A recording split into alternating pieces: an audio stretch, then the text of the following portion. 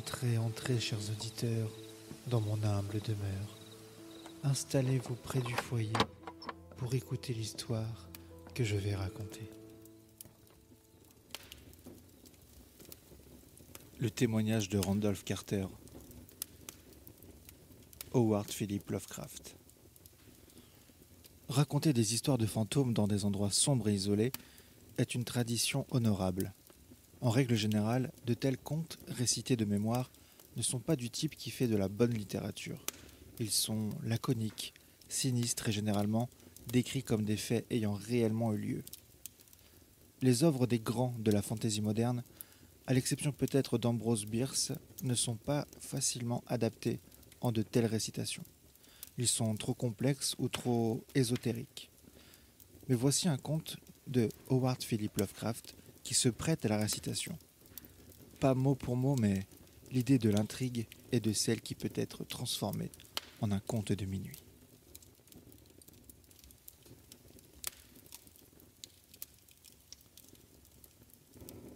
Je vous répète, messieurs, que votre enquête est sans objet. Retenez-moi ici pour toujours si vous le voulez, enfermez-moi ou exécutez-moi s'il vous faut une victime pour vous concilier l'illusion que vous appelez justice, mais je ne peux pas en dire plus que ce que j'ai déjà dit. Tout ce dont je me souviens, je l'ai dit en toute franchise. Rien n'a été déformé ou caché. Et si quelque chose reste vague, c'est seulement à cause du nuage noir qui m'a obscurci l'esprit. Ce nuage est la nature nébuleuse des horreurs qui l'ont amené sur moi. Je le dis à nouveau, je ne sais pas ce qu'il est advenu de Harley Warren, bien que je pense, ou j'espère plutôt, qu'il repose dans un oubli paisible, s'il existe encore quelque part une chose aussi bénie. Il est vrai que j'ai été pendant 5 ans son ami le plus proche, et que j'ai, en partie, partagé ses terribles recherches sur l'inconnu. Je ne nierai pas, même si ma mémoire est incertaine et manque de précision, que votre témoin nous ait peut-être vus ensemble, comme il le dit, sur Gainesville Pike, marchant vers le marais du Grand Cyprès, à 11h30 par cette nuit affreuse. Que nous portions des lanternes électriques, des bêches et une curieuse bobine de fil avec des instruments attachés. Je vais même le confirmer car toutes ces choses ont joué un rôle dans l'unique et hideuse scène qui reste gravée dans ma mémoire ébranlée. Mais de ce qui a suivi et de la raison pour laquelle j'ai été retrouvé seul et abasourdi au bord du marais le lendemain matin, je dois insister sur le fait que je ne sais rien de plus, si ce n'est ce que je vous ai répété maintes et maintes fois. Vous me dites qu'il n'y a rien dans le marais ou dans ses alentours qui puisse constituer le cadre de ces événements effroyables. Je réponds que je ne sais rien au-delà de ce que j'ai vu. C'est peut-être une hallucination ou un cauchemar. Hallucination ou cauchemar, j'espère ardemment que ce n'était que cela. Mais c'est tout ce que mon esprit a retenu de ce qui s'est passé pendant ces heures traumatisantes qui ont suivi le moment où nous avons disparu à la vue des hommes. Alors, pourquoi Harley Warren n'est pas revenu, lui ou son ombre, ou plutôt quelque chose sans nom, que je ne peux décrire, seul peut dire. Comme je l'ai déjà dit, les études étranges de Harley Warren m'étaient bien connues, et, dans une certaine mesure, partagées par moi. Dans sa vaste collection d'étranges livres rares sur des sujets interdits, j'ai lu tous ceux qui sont écrits dans les langues que je maîtrise. Mais ils sont peu nombreux en comparaison de ceux en langue que je ne comprends pas. La plupart, je crois, sont en arabe. Et le livre d'inspiration démoniaque qui a précipité sa fin, le livre qu'il a emporté dans sa poche hors du monde, est écrit en caractères que je n'ai jamais vus ailleurs. Warren ne m'a jamais dit ce qu'il y avait exactement dans ce livre. Quant à la nature de nos études, dois-je répéter que je ne suis pas bien sûr d'en avoir une totale compréhension. Il me semble que c'est plutôt une bénédiction que je n'en ai pas été capable car c'était de terribles recherches que je poursuivais plus par fascination réticente que par inclination réelle. Warren m'a toujours dominé et parfois je le craignais. Je me souviens à quel point je frissonnais devant l'expression de son visage la nuit précédant l'épouvantable événement, quand il parlait continuellement de sa théorie, pourquoi certains cadavres ne se décomposent jamais, mais restent fermes et gras dans leur tombe pendant 1000 ans. Mais je ne le crains plus maintenant, car Je soupçonne qu'il a connu des horreurs dépassant mon entendement. Maintenant, je crains pour lui. Une fois de plus, je déclare que je n'avais aucune idée précise de notre objectif cette nuit-là. Certes, cela avait beaucoup à voir avec quelque chose dans le livre que Warren portait avec lui. Ce livre ancien en caractère indéchiffrable qui lui était venu d'Inde le mois précédent. Mais je jure que je ne sais pas ce que nous nous attendions à trouver. Votre témoin dit qu'il nous a vus à 11h30 sur Gainesville Pike, nous dirigeant vers le marais du Grand Cyprès. C'est probablement vrai, mais je n'en ai pas de souvenir bien net. L'image gravée dans mon âme ne représente qu'une scène et l'heure doit avoir été longtemps après minuit, car un croissant de lune descendante était haut dans les cieux vaporeux. L'endroit était un ancien cimetière, si ancien que je tremblais devant les multiples signes d'années immémoriales.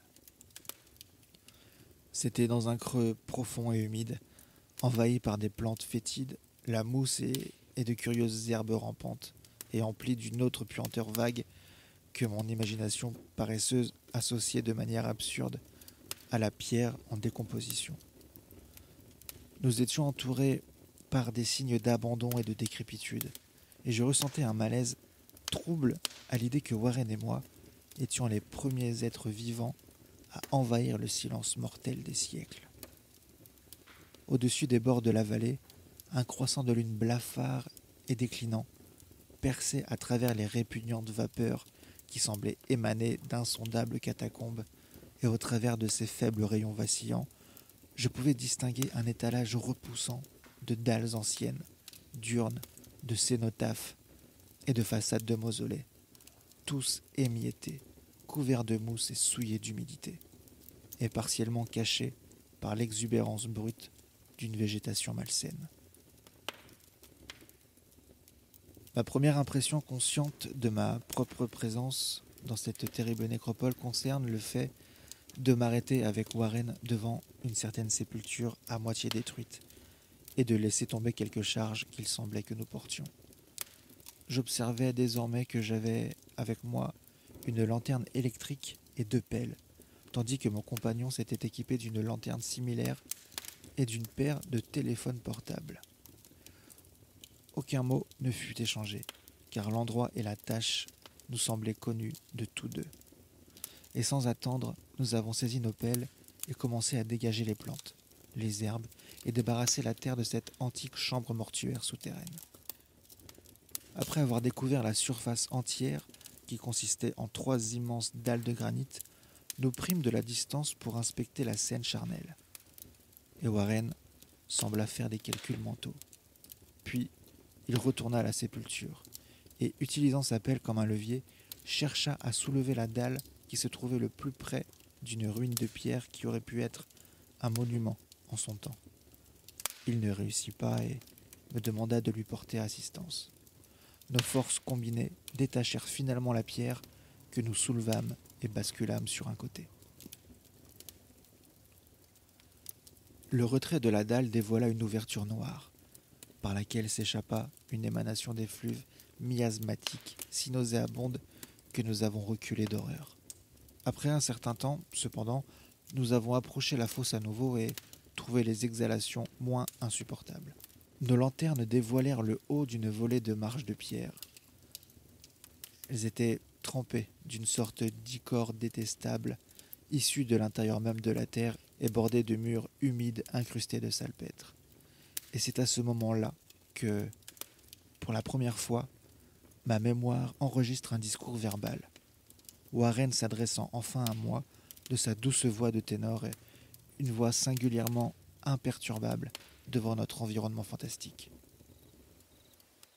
« Je suis désolé de devoir vous demander de rester à la surface, dit-il, mais ce serait un crime de laisser quelqu'un avec vos nerfs fragiles y descendre.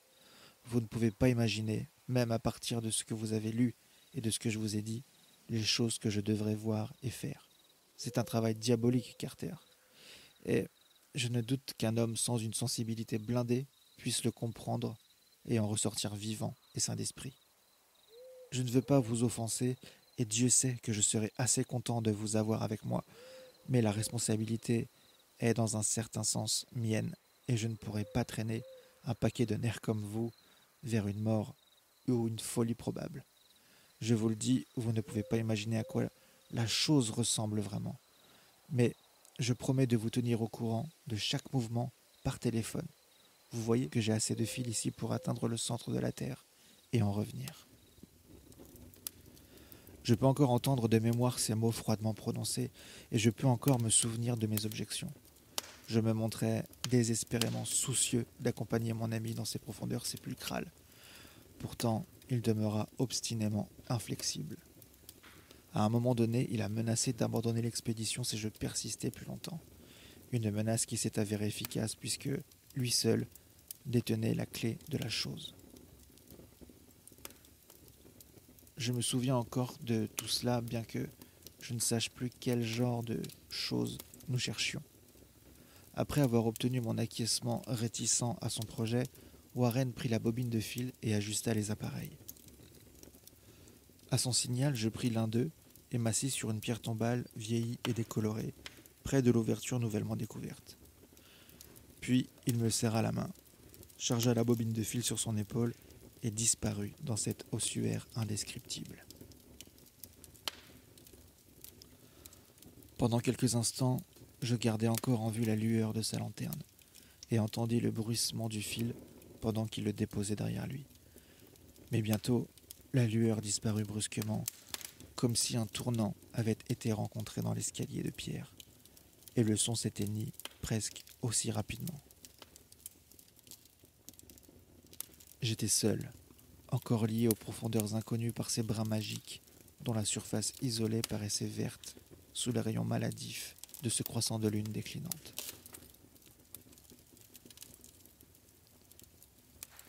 Dans le silence solitaire de cette immémorable et déserte ville des morts, mon esprit conçut les fantasmes et les illusions les plus abominables. Les sanctuaires grotesques et les monolithes semblaient assumer une personnalité hideuse, une demi-conscience. Des ombres amorphes semblaient se cacher dans les recoins les plus sombres des creux encombrés par les mauvaises herbes et voltiger comme dans une procession cérémonielle blasphématoire au-delà des portails des tombes en ruine sur le flanc de la colline. Des ombres qui n'auraient pas pu être projetées par ce pâle croissant de lune. Je consultai en permanence ma montre à la lumière de ma lanterne électrique et tendis l'oreille avec une anxiété fiévreuse vers le récepteur du téléphone. Mais pendant plus d'un quart d'heure, je n'entendis rien. Puis, un léger cliquetis vint de l'instrument, et j'appelai mon ami d'une voix tendue. Malgré toute mon inquiétude, je n'étais pourtant pas préparé aux mots qui sortirent de cette étrange crypte, avec des accents bien plus alarmés et plus tremblants que ceux auxquels Harley Warren m'avait habitué auparavant. Lui qui m'avait si calmement laissé un peu plus tôt appelait maintenant d'en bas, avec un murmure tremblotant, plus annonciateur de mauvais augure que le cri le plus strident. « Dieu, si vous pouviez voir ce que j'ai sous les yeux en ce moment !» Je ne pouvais pas répondre. Je ne pouvais qu'attendre, sans voix. Puis, vers les tonalités frénétiques à nouveau. « Carter, c'est horrible, monstrueux, incroyable !» Cette fois, ma voix ne me fit pas défaut et je déversai dans le transmetteur une avalanche de questions exaltées. Terrifié, je continuai à répéter « Warren, qu'est-ce que c'est ? Qu'est-ce que c'est ?» Une fois de plus revint la voix de mon ami, toujours enrouée de peur et maintenant, apparemment, teintée de désespoir. « Je ne peux pas vous le dire, Carter, c'est complètement au-delà de la pensée. Je n'ose pas vous le raconter. Aucun homme ne pourrait savoir ça et continuer à vivre. Grand Dieu, je n'ai jamais rêvé de cela. » Le silence à nouveau, à part le torrent maintenant incohérent de mes questions tremblantes. Puis la voix de Warren sur le ton de la plus sauvage consternation. « Carter, pour l'amour de Dieu, remettez la dalle en place et cassez-vous. Cassez-vous si vous le pouvez encore. Vite, vite, abandonnez tout et dirigez-vous vers l'extérieur. C'est votre seule chance. Faites ce que je vous dis et ne me demandez pas de vous expliquer. » J'entendais. Pourtant, je ne pouvais que répéter mes questions frénétiques. Autour de moi se trouvaient les tombeaux et les ténèbres et les ombres. Au-dessus de moi, quantité de périls au-delà du périmètre de l'imagination humaine. Mais Mon ami était plus en danger que moi et, au travers de ma propre peur, je pris conscience d'un vague ressentiment à son égard, du fait qu'il puisse me juger capable de l'abandonner dans de telles circonstances. Il y eut encore quelques cliquetis, et après une pause, un cri pitoyable de Warren. « Cassez-vous! Pour l'amour de Dieu! Remettez la dalle en place et cassez-vous, Carter !» Quelque chose dans l'argot juvénile de mon compagnon, manifestement sous le choc, débloqua mes facultés. Je pris et criai une résolution. « Warren, préparez-vous, je descends !» Mais à cette offre, le ton de mon auditeur se transforma en un cri de désespoir total. « Ne faites pas ça, ne faites pas ça, vous ne pouvez pas comprendre, c'est trop tard. Et de ma faute, remettez la dalle et courez. Il n'y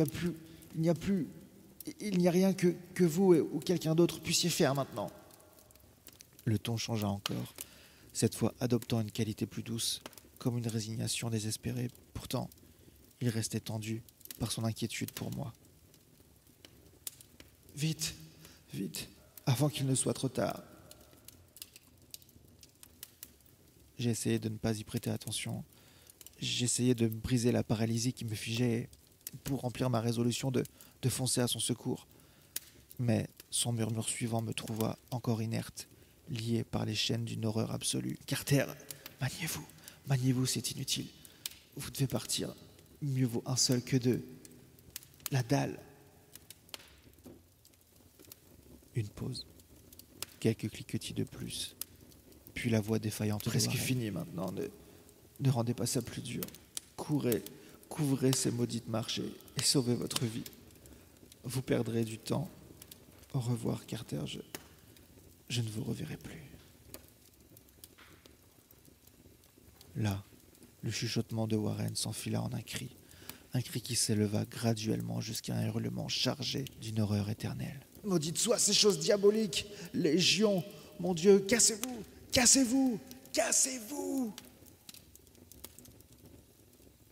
Après, il y eut le silence. Je ne sais pas pendant combien de temps je suis resté ahuri. Une éternité. Chuchotant, marmonnant, appelant, criant dans ce téléphone. Encore et encore durant tout ce temps interminable, je chuchotais et marmonnais, appelais, criais et hurlais. « Warren, Warren, répondez-moi, êtes-vous là ?» Et là vint l'horreur qui dépasse toutes les autres. L'incroyable, l'impensable, presque l'indescriptible chose. J'ai dit qu'un temps infini avait semblé s'écouler depuis que Warren avait hurlé, juste après son dernier avertissement désespéré, et que seuls mes propres cris rompaient le silence atroce. Mais au bout d'un moment, il y eut un cliquetis de plus dans le récepteur, et je tendis l'oreille pour écouter. J'appelais encore une fois « Warren, est-ce vous ?» Et en guise de réponse, j'entendis la chose. La chose qui apporta ce nuage au-dessus de mon esprit. Je ne sais pas, messieurs, d'expliquer cette chose, cette voix, ni même de m'aventurer à la décrire en détail, puisque les premiers mots me firent perdre le sens des réalités et créèrent une amnésie qui s'étendit jusqu'à mon réveil à l'hôpital. Devrais-je dire que la voix était profonde, creuse, gélatineuse, lointaine, surnaturelle, inhumaine, désincarnée? Que devrais-je dire? C'était la fin de mon expérience et c'est la fin de mon histoire. Je l'entendis et ne connus plus rien d'autre. Je l'entendis alors et j'étais assis, pétrifié dans ce cimetière inconnu, au milieu de nulle part, parmi les pierres écroulées et les tombes effondrées, la végétation fétide et les vapeurs de miasme. Je l'entendis parfaitement, depuis les plus secrètes profondeurs de cette épouvantable sépulture ouverte, alors que je regardais les ombres, amorphes et nécrophages, danser sous une lune en déclin maudite. Et voilà ce qu'elle disait. Pauvre fou, Warren est mort.